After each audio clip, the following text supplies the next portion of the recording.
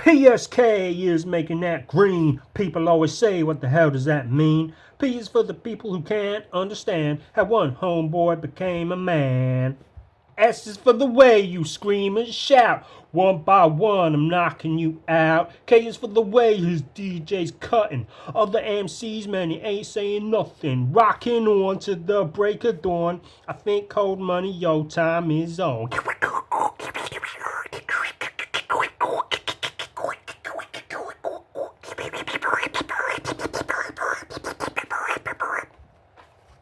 Scratching noises are improving, obviously. I'm getting a little bit better at that. Maybe not a musician strictly, but get some musical noises out of me. I do that when I come. I sound like a fucking orchestra when I come.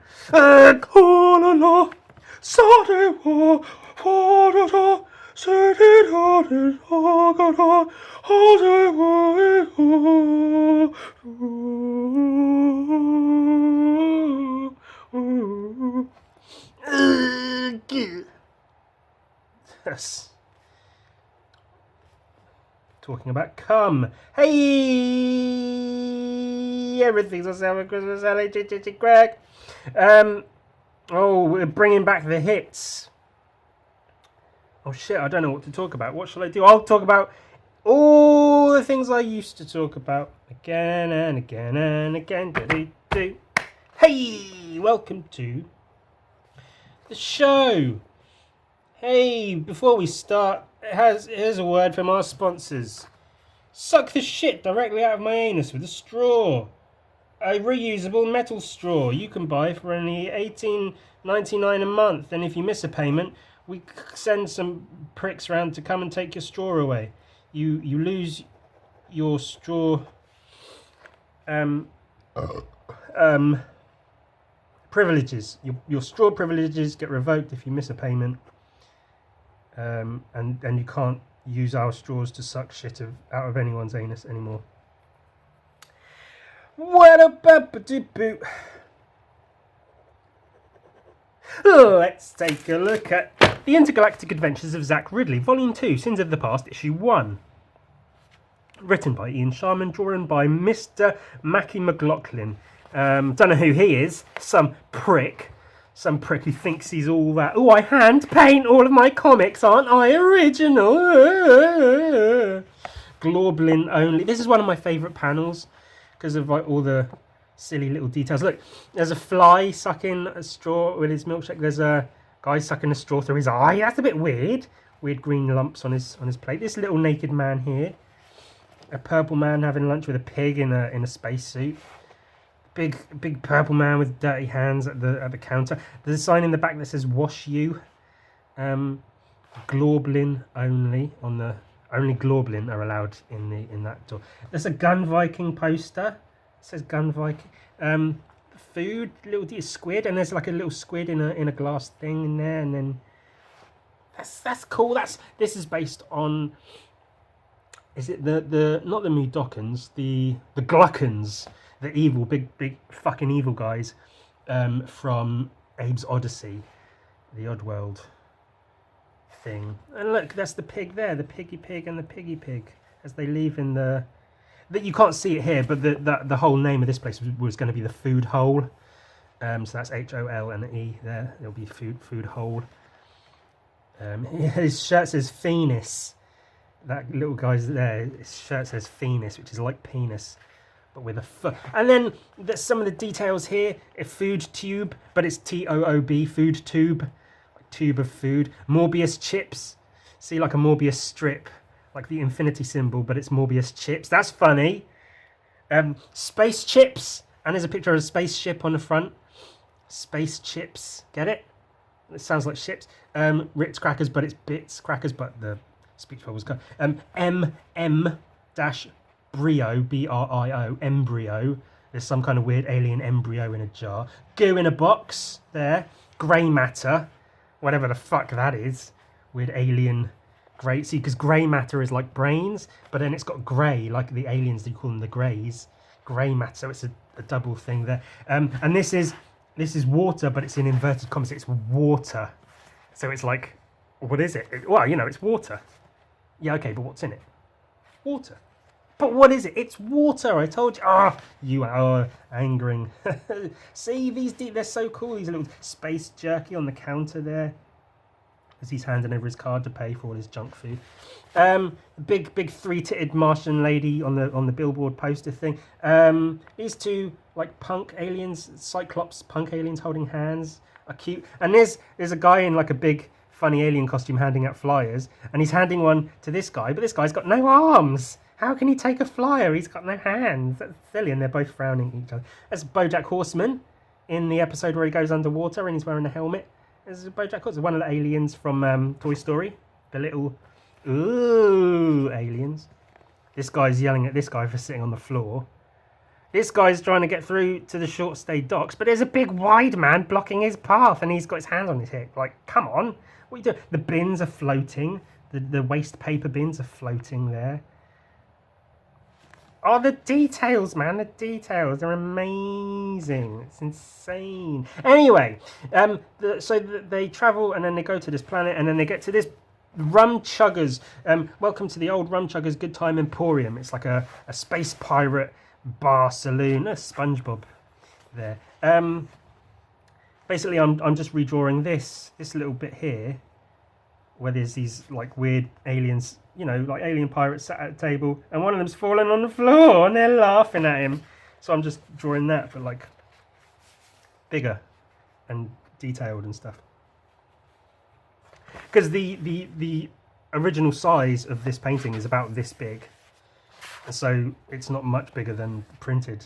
So this is actually like this big. But I wanted to fucking draw it, so I'm fucking drawing this shit. Blood. Yeah, blood.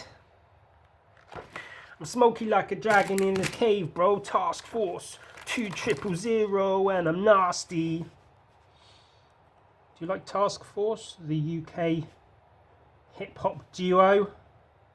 I don't think they're really like together anymore. They're two brothers from London. But I don't think they produce work together much anymore.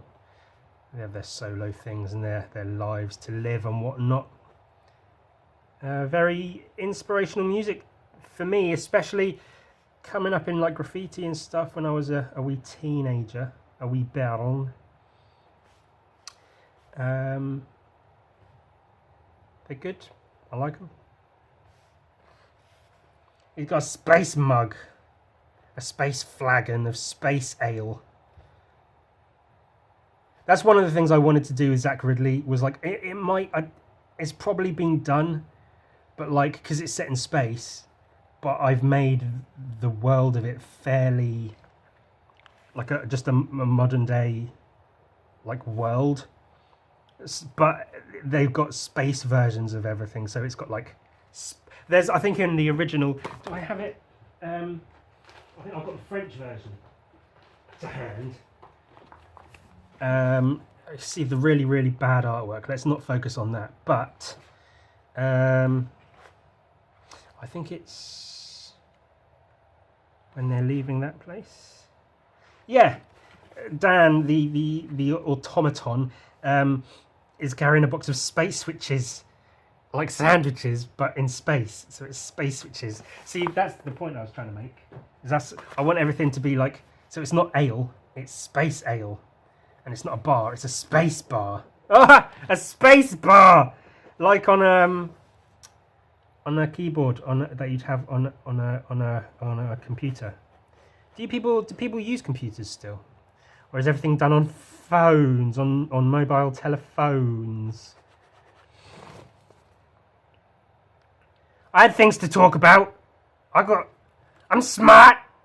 I'm not dumb, not like everyone says. I got stepped over. It's from The Godfather. I've done that one a few times. I'll you know. I have a post-it note. It's written really clearly. Your tongue knows what surfaces feel like to lick. I saw a post somewhere on it was like on Instagram probably, but probably reposted from Tumblr or Twitter or somewhere. And it said, isn't it weird to think how when you look at any surface, any texture, your tongue immediately knows what it would feel like to lick that.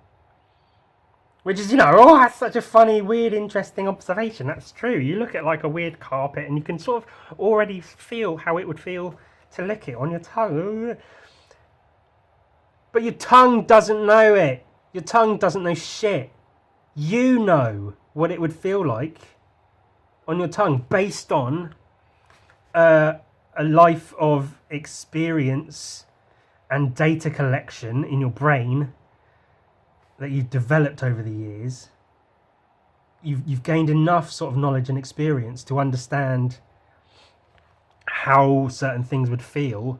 So if you look at like a rough texture, if you look at this, your tongue, if you were to put your tongue over it, you'd be able to sort of figure out how it would probably feel on your tongue. Your tongue doesn't know anything. Your tongue's not its own weird little sentient being living inside your stupid head, you fucking fart mouth. What's the matter with you? Your tongue knows what it feels like. No, it doesn't. Your tongue doesn't know anything. Fuck's sake.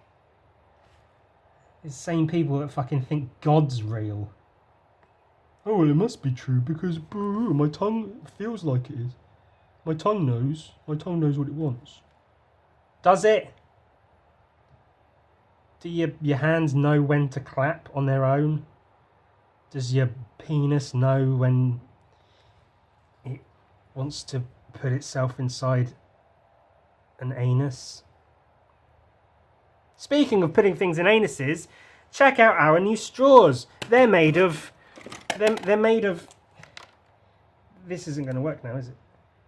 They're made of old, worn-out, empty ballpoint pens. You'd think... I haven't cut my nails in a while, so they're a bit long, so you'd think I'd actually be able to fucking utilise them to do something useful. I can't do it. Oh no, this is the worst thing that's ever happened in the history of the world. Oh, come on, I just want to do this gag. It's not even funny. Oh, it's not going to work. I don't have any pliers or anything. Come on, man. This is a really good pen. I don't just want to take it apart. But they come in pink. Listen, it makes a noise when you blow through. Our new Suckum straws come in pink. And when I say come in pink, I mean come. Because you can suck, you can felch. Google it, felch. It's a word. It means to suck the cum out of someone's anus with a straw. You can put the straw, use whichever end you want. This is probably the best end to put in the anus. Give it a little twist as you push it in. Maybe lube it up a bit. Give it a bit of a twist. Lube it up. There you go, it's lubed. And you twist it in and then... yummy, yummy, cummy in my tummy. Suckum straws. My new sponsor. Use code Ewan sucks the cum out of my anus with his Suckum straw to get 3.5% off at for your next order at Suckum straws. Tongues don't know anything, you fucking fool, whoever wrote that. Your tongue knows what it... No, you know how it would feel on your tongue. I know it's just a dumb post and it doesn't matter, but it's the sort of thing that it's just like... It just bugs me when I see that, and your tongue doesn't know. You know. Your tongue, it's not its own fucking... I thought I'd be able to go for longer with that. I had that noted down, and I was like, oh, cool, yeah, I'll get like 10, 20 minutes out of that, easy. And then I realised, no, about 5 minutes if that. And that's 5 minutes with an ad break. I fucking hate ads on podcasts so much. I've noticed on YouTube, now it shows you, if you go to the progress bar and you drag it along, it has this, where it goes most replayed, which is obviously the parts where most people skip to. And it's like, intro to the podcast, blah, blah, blah, ad read here, and then everyone skips to here when the ad read finishes, and then ad read here, everyone skips to here and here. Because everyone skips the fucking ad reads because they're so fucking infuriating. Especially when the people doing it are clearly lying saying, I use this product all the time. It's my favourite one of these things to use. Oh, it's the best. You've all got it. You should all go and purchase the thing because I use them, which, you know, is supposed to make it more legitimate. Like, oh, hey, even I use it. I'm just like you. You should definitely go buy one. And it's like, no, you don't. You fucking don't. You've been paid to read a script to say you use the thing. We know, and you know, they know that everyone knows. Everyone knows it's all bullshit. It's just money for advertising. It's just so fucking irritating that not one of them can say, no, we'll put the product on our thing and whatever, but we're not going to pretend to use it. Like, just fuck it. You'll never catch me doing that, he says, you know, famous last words and all.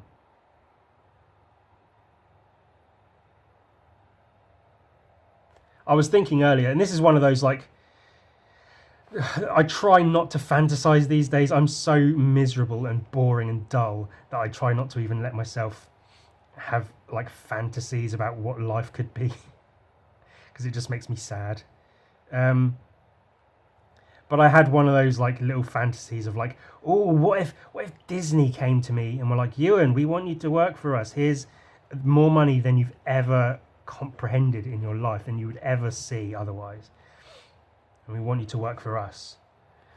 But obviously, if that happened, I'd have to, you know, live or work by Disney standards. So I couldn't do any of the usual offensive, edgy garbage I usually do. Everything would have to be tame and, you know, to Disney's standard. So, and then in the fantasy where Disney come to me with all that money, I turn them down.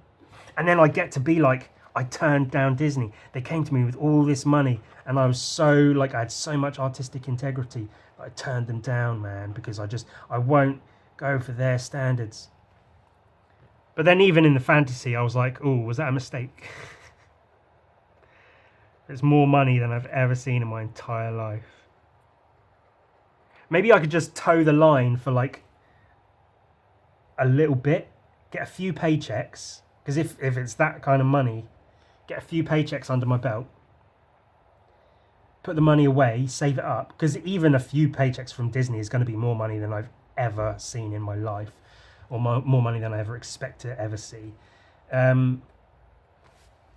So get some of it, lock the paychecks away, have the money saved up, and then just fucking quit or breach my contract and get fired or something, and then go on and do my own shit, but with a whole load of Disney money in my bank.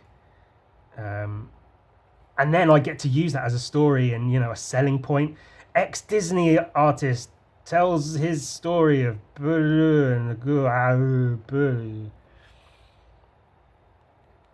which is, you know, like, oh, wouldn't it be cool if? But it's just fantasy stuff, isn't it? You know, like I say, I try not to let myself do that because it's all just...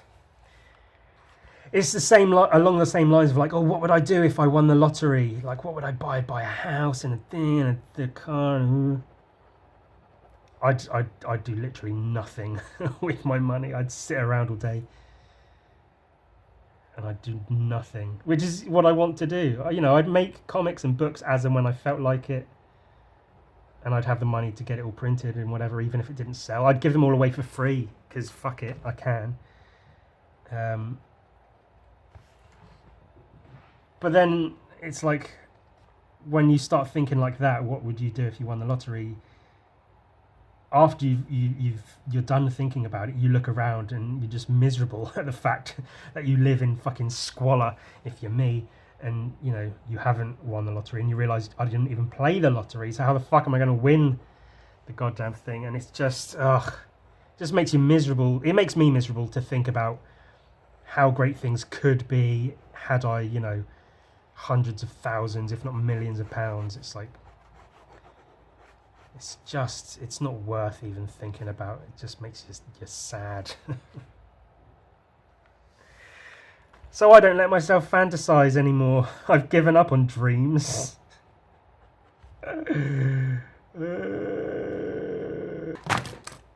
'7174 presents Haunted Universes. T.P. Louise and Ashley Wood. Ashleen Woodington.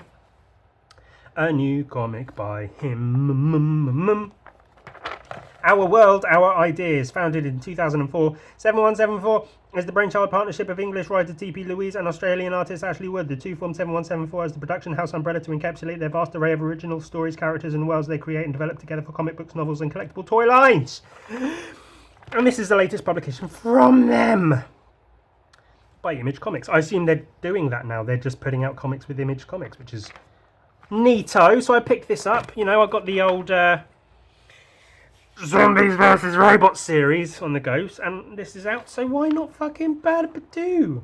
I actually saw this online this morning on Instagram. I saw this and it said, you know, in stores now, and I was like, oh, I wonder if they'll have it in my local comic book shop, which again I've said is a chain store. They tend to only have like the more popular stuff. It's very rare that they have like the more weird indie stuff. Even Image, they have a lot of Image comics, but there's quite a lot of Image stuff they don't carry. Because, you know, they're kind of shit. So I was a bit worried that they wouldn't have it. But I went in earlier and they did. So it's the stories are very sort of like often kind of weird and abstract folk tales and horror stories and all kinds of things that T.P. Louise and Ashley Wood do together. But as always, who gives a fuck about the story? I'm an art. This is an art podcast. We're all about the art at the Art Arts. Art rhymes with fart. It's basically the same word. It's just got a f at the beginning.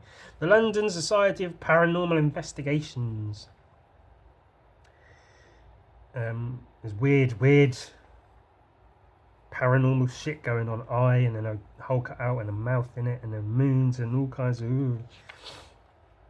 The drawing in this comic book, as far as I can tell, it's very sort of like almost minimal Ashley Wood comic book art. Very good, very atmospheric, you know, like London. That looks like old ye olde. Is there a date? Present day? Oh, whatever. 1910. There you go. Yeah. The garden matured, the wall grew. The locals were blind in the present to future possibilities. Yeah, like 1910 old like British terrace houses. Washing lines out back, chimney stacks and stuff. That's a very sort of London scene. Shit going on. The squeak of a girl in fucking latex or leather or something. That's cool. The Children of Zero. Oh, I guess that's one short little story. I don't know. I don't fucking know what's going on. I ain't got a clue. I have a shit of an idea.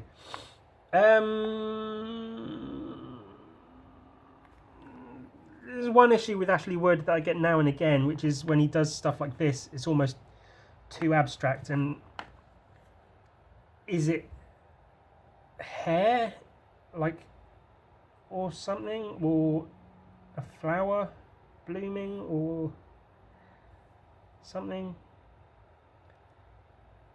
And then a crow. I don't know, maybe I should actually read the fucking thing. We all know I'm not going to do that. That's like a woman, a girl. Very Klimt-ish.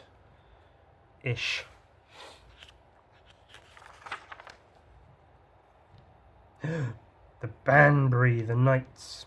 A whistle and hum not heard by man. Very cool, gothic, dark art. And page layout wise, I love that. Couple of little rough panels here, and then this, and then the negative space, and all these people, the shadows and all, and that's good shit. That's good shit. We like that. Ghost hoods or something. I don't know. Naked ladies. A fan of those. I've got fucking tabs and tabs open on my Internet Explorer full of pictures of naked ladies at the moment.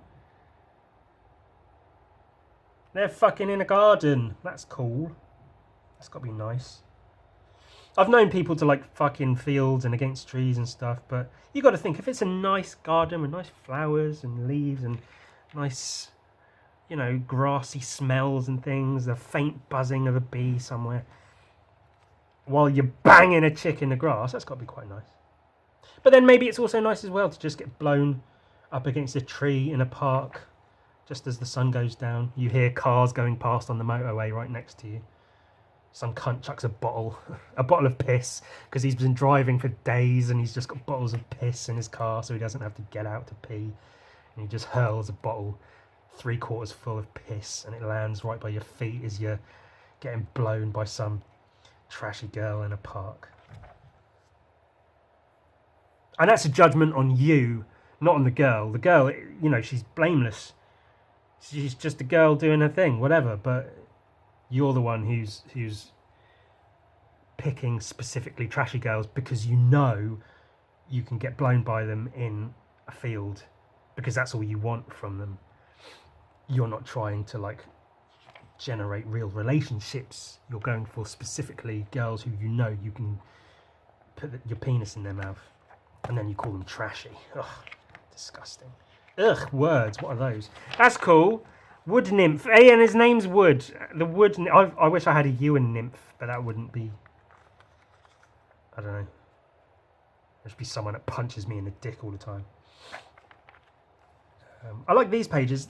I feel like they're drawn with white matter as well as black ink. I think I'm just. Hey, that's insertion. Is that trans? Is that a penis on the woman? Maybe. That's cool. Inclusion. I like this like wooden bridge pathway through a wooden pathway swells. It rises and falls like the ocean. There's a couple of places in areas I've lived in where like there's like the moors and they have little rivers and stuff with wooden pathways going over them and stuff. It reminds me of stuff like that. That's quite nice. The sounds of 1,000 horses chased by the devil. Wood nymph. Mummy loves her bairns. Oh, I used the word bairns not a few minutes ago. Bairns is a Scottish term for babies. So that's her saying Mummy loves her babies. But like in a Scottish, like, Mummy loves her bairns. My wee bairns. Oh, the wee bairn is so cute. It's so cute as the wee bairn. A ship. Is it stuck on a rock or is it in the ocean? I don't know.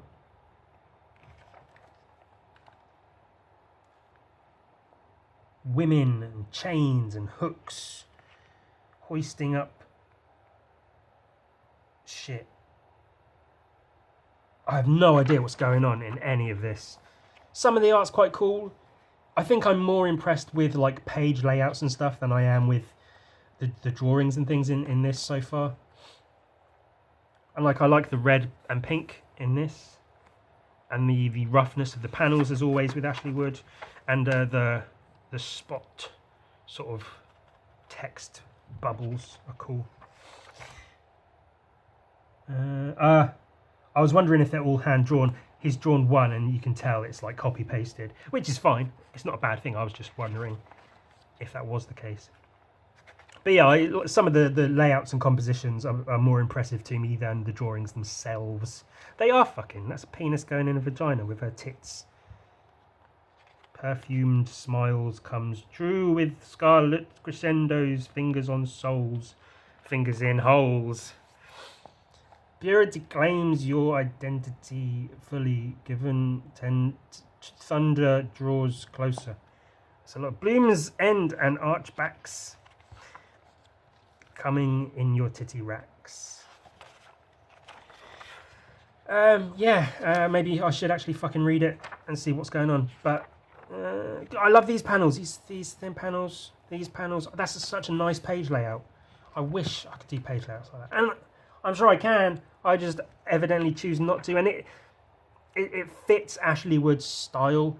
And I feel like a lot of the times if I try to do a thing like that in my comics, it will often stand out as, oh, look, you can see Ewan tried to do a thing with this specific page, because it stands out from all the other pages. Which isn't necessarily a reason not to do it, it's just I'm wary of shit. I don't know, give a fuck. Very bold drawings and things compared to some of the other ones. I like the red, the use of the red. That's cool. She led me to a forgotten gate on my ancestral lands. My drunken legs failed me, and I crashed through it. My very soul transported into another world while my body lay useless. In that moment, I had opened the door between two worlds. The deed was done. Trans. Oh, she's got a vagina and a penis. Je suis tu. Un peu dessoufflé, bel gemissimo. See, I know French. I don't know what the fuck that means, but I know how to make it sound like French. Je suis tu, à but dessoufflé, bel gemissimo. That's pronounced mon. You don't say gemissiments. You say gemissimo. Soufflé. À but dessoufflé, bel gemissimo.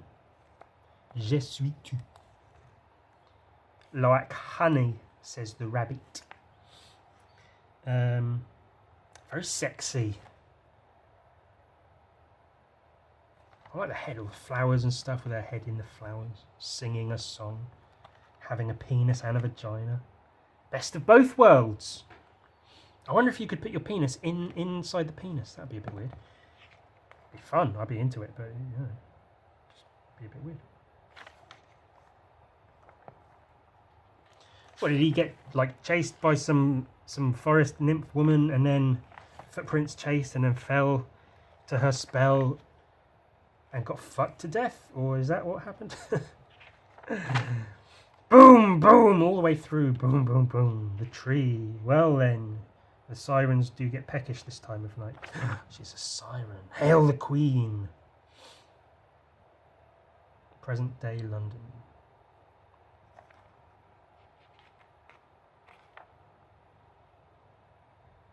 That's nice, a little bit of like red spray tint on the page. I'm like 99% sure this is all drawn black on white paper, and then he puts like an old paper texture underneath. It adds in these. Maybe he's got like actual old papers with bits of spray on them that he scans in, or maybe it's all done on Photoshop or whatever. But it's a good way of doing it. It does add texture to the piece rather than having just black ink on a white page for the comic. And that's one thing I love about Ashley Wood's comics is the texture, because I try to do, you can see with a lot of my drawings, well, I add bits like this on the outsides of the drawing, just little bits of texture to make it feel a little bit more grubby. And Ashley Wood's comics are full of that. We like that. I like dirt and dust and grime. I like it. The Children of Zero. A band, musicians. Ashley Wood's always drawn a lot of bands and musicians. Back in like years and years and years ago, if you look through his older work, he does quite a lot of that sort of stuff, which is very cool. I think I'd like to do more stuff like that, but I just don't, evidently. I choose not to. I'm lazy. Oh, that looks like The Exorcist. Mallory and Scratch arrive at their destination. Well, here we are. Seems rather dark for 3 p.m. That's quite funny. This scene reminds you of anything, Scratcher? Yes, it reminds me I'm rather hungry. You think they'll make us tea? The prelude ends. Will Scratch get tea? Find out soon. That's funny. Does this remind you of anything? Because it looks like the fucking Exorcist. Really cool lighting there with the shadows and the car, the windows of the car and the thing and a thing and a whoop. And that's cool too. Is that... Oh, okay, not directly like one and the same, but similar. Skull ladies. Front and back. That's quite cool. That's quite cool. Yeah, not bad. I prefer the Zombies versus Robots. Yeah, like the last issue with the newer comic in it. But I think if I actually read this, I might enjoy it more than just looking at it. I think that's it. Maybe that's the thing. Is like when it's. I know Ashley Wood drew with Chris Ryle writing on Zombies vs Robots, but that appeals to me a lot more visually than it does when it's T.P. Louise and Ashley Wood. I don't know. Maybe it's because there's a woman involved and I hate women. Did you all watch the Illustrated World Series? Did you see me almost win again? Come in second place to Lawrence, which happened the first time I took part. History, doing the old repetition thing that it is wont to do. Yeah. Anyway, here's a story. Obviously, I'm really funny. I talk about comedy a lot because I'm funny. I know comedy. I've even tried my hand at it a few times with differing amounts of success, I'd say.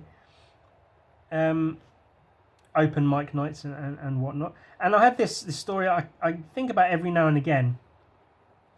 From, I think it was like my second or third time doing open mic stand-up. I went on stage, did my thing, and people laughed. They laughed and laughed. It was funny, actually, because the guys that were on before me were like the people running the show, and they did like a little skit, like a funny little play with David one of them was playing David Cameron, and one of them was playing another thing. David Cameron, who was the Prime Minister of England at the time. And then he was like doing his David Cameron impression, doing their thing, whatever. And then they said, thank you. Anyway, next, now up on stage, please give a big hand for Ewan. And everyone was like, and I went up on stage, and then I said, that was a really good skit. Ha ha ha. Hey, does everyone want to see my impression of David Cameron? And they all went, yeah. And then I pretended to masturbate, and I went, and that was it, just for a couple of seconds, and everyone laughed and laughed and laughed. Oh, how they laughed. See, because he's a big fucking wanker. That was my point there. And it was funny. That was funny. So that was the start of my set, which was improvised. I had no intention of doing that when I went there. So that was a good little bit of improvised comedy, which I think people appreciated. And then I did, my 5 minutes, some prepared jokes and things. I think I spoke about how the worst thing a person can be is a pedophile, and then the second worst thing a person can be is racist. And I said, what if you were a racist pedophile? What if you were the worst person in the world? But that would mean, because if you would only fuck a certain colour of kid, then how could you be so terrible and be a racist pedophile? But then at the same time, that limits the potential number of children that you'd fuck. So in that way, is it not better to be a racist pedophile? Because there's a chance of you horrifically abusing children. So that was part of my set, as they call it, which I did, and I got off stage, and then a couple of other people went up, and then there was this woman. Oh, I know, a female trying to do comedy. What a notion. I hate women. You can cut that and use it as a quote and let everyone know that I fucking despise women. And she was pretty funny, very attractive. I think maybe in her early 30s at the time. Sort of short cropped black hair. There was like slightly messy, but like not quite. Like her hair was like this is her dumb woman face. Boo. Her hair was like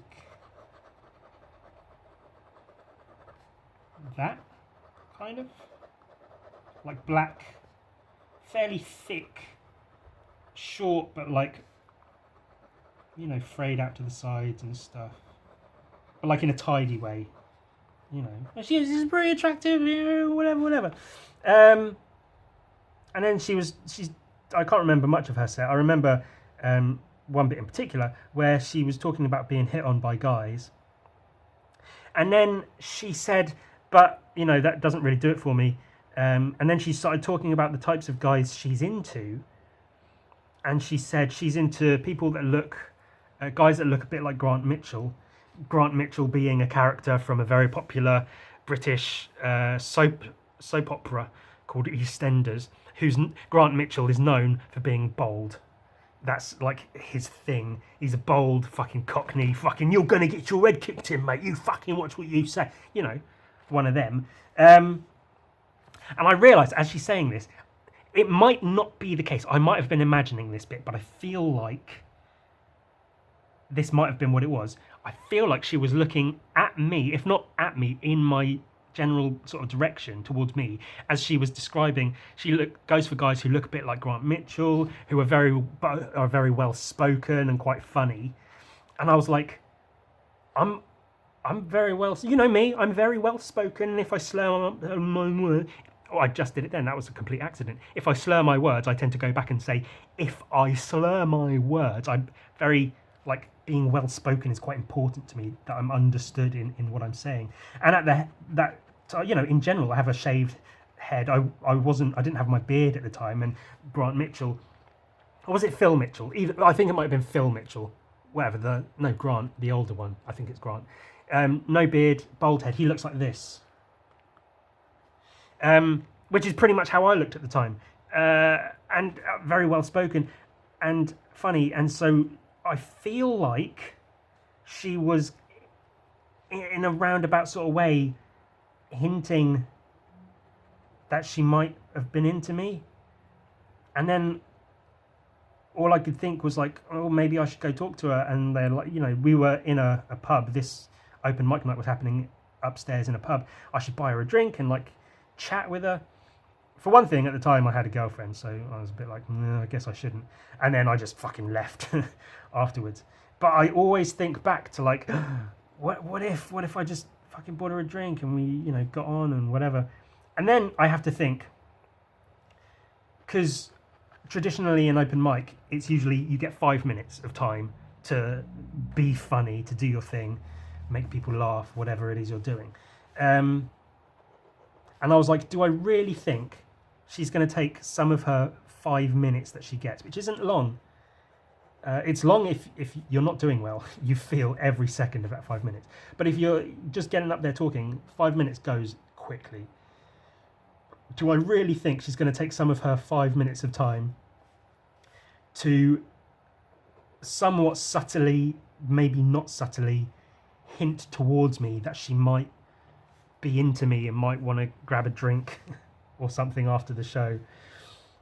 Do I really think that's the case? And it's like, no, of course she wasn't. Maybe she was just happened to be looking in my general direction and happened to be talking about the sort of guys that she's into, which, if you try to make it seem like it, could sound like the type of guy I am. And it's like, I think maybe I'm just reading into things a bit.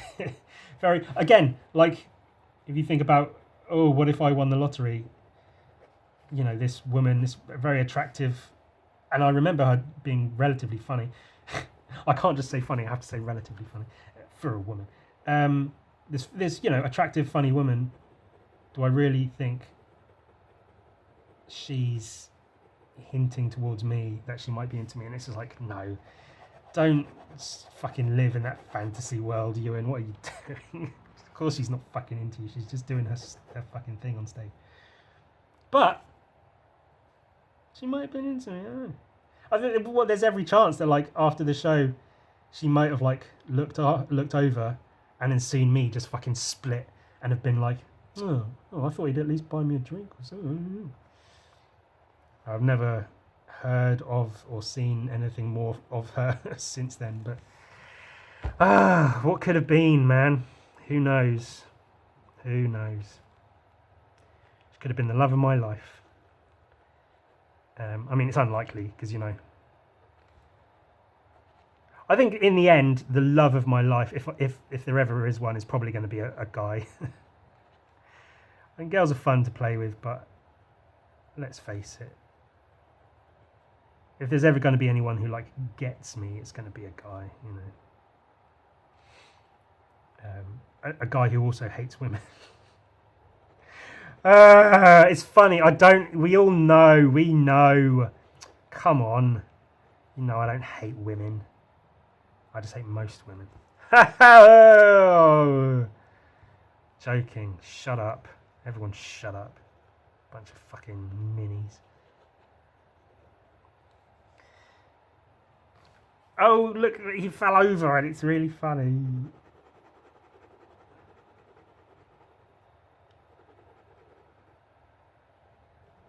Also, I'm aware that I'm not attractive. And so anytime there's been even the hint of like, oh, hey, this person's talking to me and it feels like they're flirting with me, in seconds I'm like, oh shit, yeah, no, I'm me. Of course they're not. I think if anyone ever has been attracted to me, it's been because of like, I've got a lot of followers on Instagram, or like, you know, I'm this like comic book artist guy and I do my thing, and like that's probably more attractive to people than just me, especially physically, you know.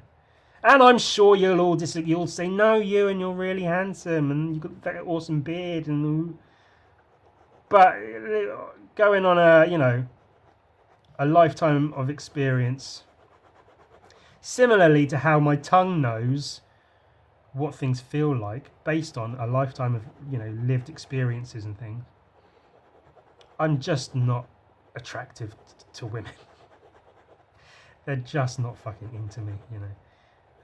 Every time I've ever used dating apps, I've got fucking shit all from them. Like, the most likes I've ever had on like Tinder has been like 20, and that's been like one time. Other than that, it's like maybe 10 likes in months and months until I delete the app again before I download it again several months later, and the cycle just continues. An exercise in futility is exactly how I describe it, because I swipe and swipe and swipe with nothing, just no fucking matches, no positive effects from it. Just again and again, and every time I think I just get lonely and I'm like, oh hey, maybe I'll download Tinder or whatever again. I've tried, you know, all of the apps. I'm like, oh, you know, it might be different this time, and every time, no, it's no different. It's the same. No one's interested. You're just not. And I know dating apps is a certain. It's a weird world. It's its own sort of weird thing, and it's not a good marker of how world and people are. It's a very insular sort of mess of a thing.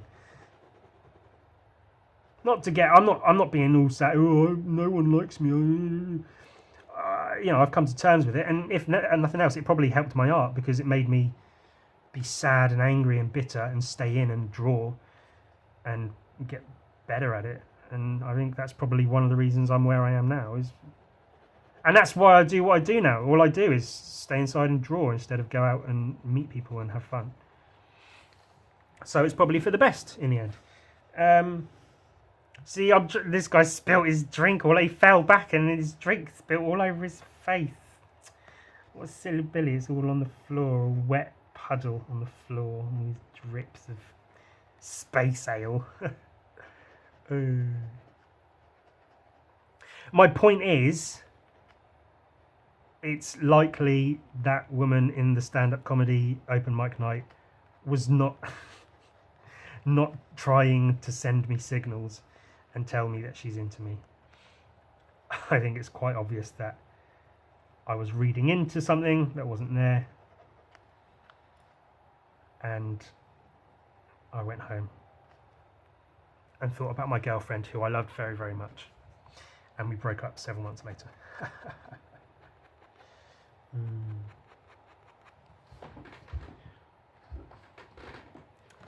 In other news, did you watch the Illustrated World Series? Did you see me not win again? Second place though, I mean that's it's not bad. This is an alien waitress with big tits. She's like a sea monkey. She's got like an antenna and like those Creature from the Black Lagoon gill sort of things on the side of her bonds. Big eyelids. Big eyelids but little eyes. Big puffy lips. I'm going to call them whore lips, which isn't fair, but shall I make a smile? I guess you can be smiling. Somewhat, almost smiling. It's not fair to call them whore lips just because they're big, but you know, fuck it, whore lips, big whorish whore lips. I'm drawing the thing and I'm calling them whore lips. Isn't that what you drink to make you go to sleep better? Have a nice mug of whore lips. See, Horlicks is the thing. Big tits. That's what we like, isn't it? Like nice big milkers. Space milk. That's what you get out of space tits. Space milk.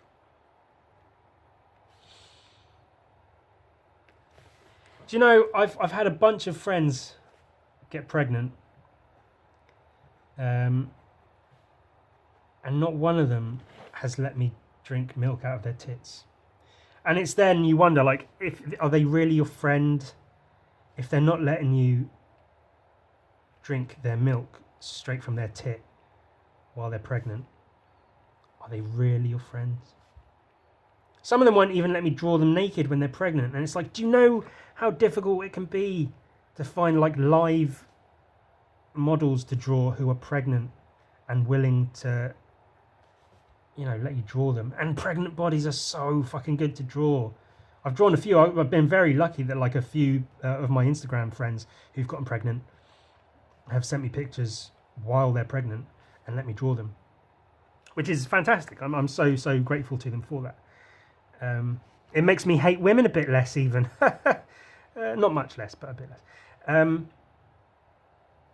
And there's just some pregnant friends that are just like, oh no, that's weird, I don't want to. And it's just like, come on, man, just how often are you gonna fucking be pregnant? Just